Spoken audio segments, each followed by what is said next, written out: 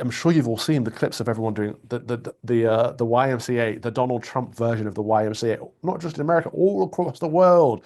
There's excitement, there's genuine enthusiasm for a turning of the tide. It's like Christmas for conservatives without getting too hooked up on the actual person himself. I'm not leading people towards idolatry, but I'm saying we are showing that things can change. We can move away from the awful Marxism that has taken hold of the West. We can push back against it. And so let's have a look at some of President Donald Trump elect's appointments, first and foremost, because if you've been keeping an eye on who he has selected for his cabinet ministers, it's basically like fantasy football for politics, right? I mean, I'm not massively into sport, and so politics is my sport. And so when I see the picks for the positions, that's what I get excited about. So the first one, Secretary of Defense. And so if you can see it on the screen, we've got this tweet up. Western Lensman says, the newly appointed Secretary of Defense, Pete Hegseth, on reforming U.S. military leadership. And here's a quote. Anyone involved in the woke has got to go. You have to reestablish that trust by putting in no-nonsense warfighters in those positions who aren't going to cater to the socially correct garbage. Now, if we can scroll down on this tweet, there's a short video that we can play, and we can see Pete in his own words. But it would take the new Trump administration going after it really hard. How would they correct it? Well, first of all, you got to fire, you got to fire the chairman of the Joint Chiefs, and you got to fire this. I mean, obviously, you're going to bring in a new Secretary of Defense, but any general that was involved, general, admiral, whatever that was involved in any of the DEI woke shit, has got to go. Either you're in for war fighting, and that's it, and that's the only litmus test we care about. You got to get DEI and CRT out of military academies, so you're not training young officers to be baptized in this type of thinking. And then, whatever the standards, whatever the combat standards were, say, in, I don't know, 1995, let's just make those the standards. And as far as recruiting, to hire the guy that, did Top Gun Maverick and create some real ads that motivate people to want to serve. And there's lots of other ways in which you could identify who gets promoted and what, but there's an ethos change. I mean, there's a reason people don't want to serve, because they don't trust that their senior leaders are going to have their best interest in mind in combat. I know there were mistakes made on our tours all over the place, but I, at least for the most part, had a sense that my senior leaders were committed to the completion of the mission for the right reasons. And maybe there were strategic differences and all that other stuff, and it wasn't always perfect, but and that trust is broken, and you have to reestablish that trust by putting in no-nonsense warfighters in those positions who aren't going to cater to the socially correct garbage. 100%, everything that he just said. So this was basically his pitch to become Secretary of Defense. There's a chance to course correct it, whether he knew it or not. And of course, he has been selected to be the Secretary of Defense. But he's saying, first and foremost, anyone that's involved in this DEI rubbish, this diversity, inclusion, equality cult, get them out. The generals, anyone from the higher ups, kick them out, fire them straight away, because they don't have the best interests of the soldiers at heart. And he's talking about trust, that he's saying, look, if you're going to serve, you've got to trust your leaders. And I can affirm this. Like, obviously, I'm not a military personnel, but I serve a bishop, and I have to know that I can trust my bishop. I have to know that my bishop has my back, because I've got to have his, and we are serving together. You can't work under someone that you do not trust, and that's what many soldiers have had over the last few years, because wokeness has been what's been taking over. And he talks there about baptism, which is interesting. He says, the newcomers, the young lads, we can't have them baptized into the DEI cult, because that's exactly what it is. It's a new form of religion, and they're essentially brainwashing and or attempting to groom people into becoming DEI cult members. And he's like, you can't have that. We need people who are good at warfare. It's like, yes, common sense. The Secretary of Defense should want soldiers who can fight, not blue-haired pansies who are, men who need tampons. It's insanity that's been going on. And so he's pushed back against that in an interview. And President-elect Donald Trump has selected him for the job. I've got one more clip of something that he said that just really I found fantastic. So let's look at the next tweet along. Let's play this one. I'm straight up just saying we should not have women in combat roles. It hasn't made us more effective, hasn't made us more lethal, has made fighting more complicated. We've all served with women, and they're great. It just, our institutions don't have to incentivize that in places where traditionally, not traditionally, over human history, men in those positions are more capable. I mean, it's common sense, isn't it? Men are generally faster, stronger, more aggressive, made for war. Women have other strengths. Women are great. This is not about putting down women. It's just saying that men are better at this. Women are better at other things. And that should be okay to say. Because what we've seen in the US military, as well as the UK military, actually, is that standards generally have been lowered to accommodate for women. So in order to make people feel equal, the standards for men have been brought down to match the standards for women. And so now we have weaker men entering the military so that women can feel equal to the men. It's bizarre. Surely one place you want meritocracy other than academia is in the military. You want people to be the strongest, fittest, most athletic, most powerful people they can be, because you want to win a war. You want to defend your nation and or win against the opposition. And if you don't, that's treason, that's neglect. Anyway, some of the other problems we have seen with women in the military is that, of course, men naturally want to protect women. And this isn't a choice. This is our instinct. So if you're in a squadron with a mixed squadron and you've got women in that squadron, something goes down, you're going to try and protect that woman. And that means you're putting other people in your squadron at risk. You're putting your own life at risk. You should all be equal together. You should all be fighting the fight together. And that doesn't happen when women are there. But of course, there is the distraction. There is the love interest and all of that stuff that goes on too. And it's dangerous in that environment. There's no way around it. And so we have to get rid of that. There should not be women in combat roles. I would go further and say, look, women should not serve in the military. Right? We need men out in the military fighting to protect the women at home, because women are too important. They are child bearers, for goodness sake. They're raising and giving birth to the next generation. That's far more important. But he hasn't gone that far. But we're getting there one bit at a time. Now, let's move on to the next selection, because this one is the one that's really going to excite a lot of people. Elon Musk and Vivek Ramaswamy have been selected to launch Doge. Doge is happening. The Department of Government Efficiency is a genuine thing. Elon is obviously just a meme master. He's a real life troll. I'm not even convinced he's actually human. Friends of mine that have spent some time with him over the campaign said he moves like a lizard. I can believe it, because there's something kind of otherworldly about this chap. But anyway, who else can you think of a better person to form Doge? He's said he wants to drain the swamp. He said there are over 400, close to 500 government acronym agencies, and he wants to get it down to 99. Yeah, that's an arbitrary number, just as Pete Hegseth said, let's go back to the standards of 95. You have to draw a line somewhere, right? You have to set a line in the sand and say, this is it, from this point, no more. And I think down to 2 digits is probably a good way to do it.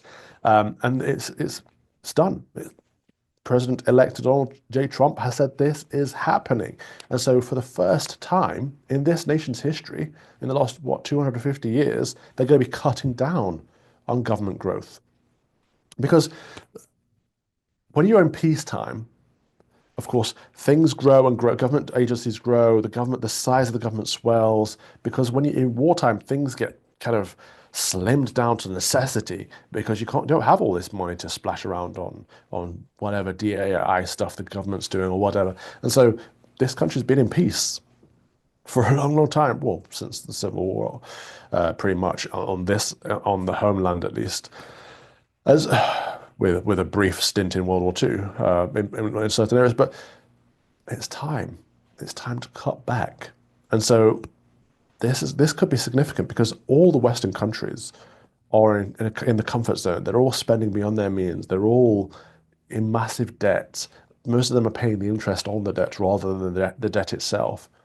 It's gross negligence, but they don't seem to see a way out of it. And so if American can set a model of best practice, the rest of us can copy, including the United Kingdom, hopefully, because heck knows we need it. We cannot afford. I mean, I'm not going to go on about UK politics, but the UK government is cutting back on our military. Major cutbacks to save £500 million And so they're going to make the country defenseless, essentially. Why? Because they're sending £3 billion to the Ukraine every year. Now, if the UK wants to save money, it should stop interfering in foreign wars. But anyway, that's another story entirely. But Elon Musk is the only man I can think of that could do this because, first of all, he's the richest man in the world. He has no allegiances. He's not besotted by the lobbyists. He doesn't have vested interests in that way. At least, of course, everyone has vested interests, but not in that way. And he's done it before. He went to Twitter, which is the biggest news source in the world, and he cut it by 80%. And it runs better now than it did before. So he got rid of all the fat, the gloat. He got rid of the woke, essentially. People that have made jobs to make jobs for each other. And that's what happens in government. People have jobs that mean that someone else has a job. All that's got to go because it's taxpayer money. Essentially, all of this is about letting people keep more of the money that they've earned. Hard-working people shouldn't be giving money to the government to waste on vanity projects. And it's going to be hard because people are going to lose jobs, but they've said they're going to give severance packages. So people, I think he said it's cheaper to pay everyone off than it would be to keep them in their jobs. And so there we go. That's what we've got there going on with Elon and Vivek. Now let's move on to the next one, the border czar. Because of course the previous border czar was Kamala Harris, who never actually went to the border, let vast swathes of illegal immigrants in, and in order to get around it, she changed the terminology so they were no longer called illegal immigrants or illegal aliens. And she gave them all pretty much, not citizenship, but she gave them all legal validation, so they had access to benefits and all kinds of stuff that they should not have had access to, but especially without being vetted. And trust me, as someone who's entering the country legally, it's a very difficult process with lots of bureaucracy. But for the illegals she's let in, it wasn't. And she just spread them all around, mostly in swing states, because of course the Democrats wanted to flood the swing states with illegals so that they can basically import a vote base, and then they'd never lose an election again. Thankfully, that's been clamped down upon just in the right time, because it could have been the end of the United States. Anyway, she was a nightmare as a border czar. So let's look at what the new border czar has to say. Hello, I'm Tom Homan. You know, I wake up every morning pissed off on what this administration has done to our southern border. I respect the chair's authority, but the chair... Mr. Homan! I'm a taxpayer. You work for me. I got a message to the millions of illegal aliens that Joe Biden's releasing our country in violation of federal law. You better start packing now. Look, you want to know why there's 50,000 people in detention? It's because you have failed to secure the border. So if you want to know why this issue exists, you need to look in the mirror. You have failed American people for not securing the border and closing loopholes. If you want to release these bad guys out in the community, then we're going to have to go find them. The many that you recommended family separation. I recommended zero tolerance. Let me talk about a few. Last year, 137,000 criminals, 2,000 were murders, 12,000 sex offenses. We may have to double the number of agents we send in New York City because we're going to do the job without you or with you. 45,000 assaults, 62,000 drug offenses, 10,000 weapons offenses. First of all, your comments are disgusting. What I've been trying to do my 34 years serving my nation is to save lives. Is there a way to carry out mass deportation without separating families? Of course there is. Families can be deported together. He's so based. I mean, he's not even trying to be funny. He's just straight down the line. Does not give a damn. I love it. Can you imagine this guy serving in a government? So that is Tom Honan. And I mean, every single thing he said was spot on. But this is obviously a meme. This is like clips put together. So I want to show you a better clip. If we look to the next tweet, this is proof that he's been to the border. This is him against AOC. Now, she's trying to nail him. She's trying to do what she does, twisting words, manipulation, trying to make him look like the bad guy. But he's not capitulating. He's not going soft. Let's play this one. Mr. Homan, your name is on this. Is this correct? Yes, I signed that memo. So you are the author of the family separation policy? I am not the author of this memo. You're not the author, but you signed the memo. Yes, a zero tolerance memo. So you provided the official recommendation to Secretary Nielsen on for the United States to pursue family separation. I gave Secretary Nielsen numerous recommendations on how to secure the border and save lives. But it says here that you gave her numerous options, but the recommendation was option 3, family separation. What I'm saying, this is not the only paper where we've given the Secretary numerous options to secure the border and save lives. And so the recommendation of the many that you recommended family separation, I recommend a zero tolerance. which includes family separation. The same as is with every U.S. citizen parent gets arrested when they're with a child. Zero he's got a tolerance point. was interpreted as the policy that separated children from their If I get arrested for DUI and I have a young child in the car, I'm going to be separated. When I was a police officer in New York and I arrested a father for domestic violence, I separated that father Mr. from his Holman, with family. all due respect, legal asylees are not charged with any crime. When you're into the country illegally, it's violation 8 United States Code 1325. Seeking asylum is legal. If you want to seek asylum, you go through the port of entry, do it the legal way. The Attorney General of the United States has made that clear. Okay. Okay. He's got it there because the twist there, she's like trying to say, no, these are asylum seekers. No, he's talking about illegal immigrants. There is a difference. If you want to seek asylum, you can enter the country legally. You can buy a $20 airfare into the country and you can do it that way. Or you can apply for asylum at your local embassy. There are always ways, there are always channels if you want to seek asylum legally. This is not a case against asylum seekers. This is a case against illegal immigrants, people who cross the border illegally. And she knows that and he knows that, but he's trying to, like, her emotional manipulation would work with some people, does not work with this guy, and that's what I like about this. And he's absolutely right about the separation. If you are arrested for committing a crime, yes, you will be separated from your family. You don't have a right to be with your family if you are breaking the law. Some of your rights are removed if you break the law. If we scroll down this tweet, there's another video here where another mainstream media, where a mainstream media journalist tries to really clamp him down on this issue of separation. We have seen one estimate that says it would cost $88 billion to deport 1 million people a year. I don't know if that's accurate or not. Is that what American taxpayers should expect? What price do you put on national security? Is that worth it? Is there a way to carry out mass deportation without separating families? Of course there is. Families can be deported together. Oh, I just love that clip. There's another version, there's a meme version where his face turns into a Chad at that moment. But it's absolutely spot on. You can't put a price on national security. Protecting your borders is of the utmost importance. It's the #1 priority of any government. And so when you're letting unvetted people cross your border, criminals, rapists, murderers, terrorists, what's the price of getting rid of those? If it costs 88 million, 88 billion, 88 trillion, like whatever the price is, you have to pay that price. But of course, the price will be higher if you don't deport these criminals. And that's an important point. But they always say, oh, well, what about separation of family? Yeah, you don't have to separate them. Send the whole illegal family back with them. Job done. And so that gets around that caveat. There's one more clip of Tom Homan on the next slide, which is, let's play this one. Hey, look, they gave me 5 minutes to say a few things, so if I offend anybody tonight, I don't give a shit. How many pounds of fentanyl didn't make it in this country to kill Americans? How many known suspected terrorists didn't make it in the country? How many billions of dollars did the cartels make? President Trump is one badass president. He secured the border at a level we've never seen before. And I got a message to the millions of illegal aliens that's been released into the United States under this administration. Don't get too comfortable. We're going to need some help. Do I have any volunteers that want to come back and help run the biggest deportation operation in the history of this nation? In January of 25, the greatest president of my lifetime walking back in the White House. He tells me we got, I say 120 days. He says, no, you got 60 to lock the border down. Well, I'll tell you what. I'll tell you what I told the president. He comes back, I come back, we fix this shit. I want this guy to be Prime Minister of the United Kingdom. Never mind borders or US. We need someone who wants to fix this, right?